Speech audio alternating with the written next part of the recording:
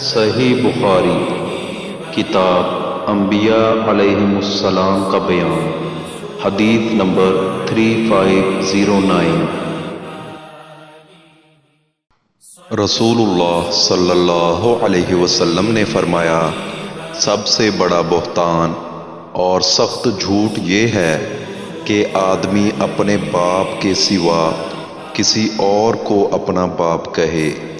یا جو چیز اس نے خواب میں نہیں دیکھی اس کے دیکھنے کا دعویٰ کرے، یا رسول اللہ صلی اللہ علیہ وسلم کی طرف ایسی حدیث منسوب کرے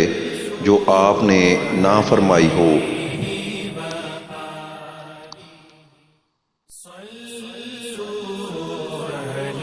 رسول اللہ صلی اللہ علیہ وسلم نے فرمایا، سب سے بڑا بہتان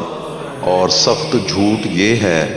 کہ آدمی اپنے باپ کے سوا کسی اور کو اپنا باپ کہے، یا جو چیز اس نے خواب میں نہیں دیکھی اس کے دیکھنے کا دعویٰ کرے، یا رسول اللہ صلی اللہ علیہ وسلم کی طرف ایسی حدیث منسوب کرے جو آپ نے نہ فرمائی ہو۔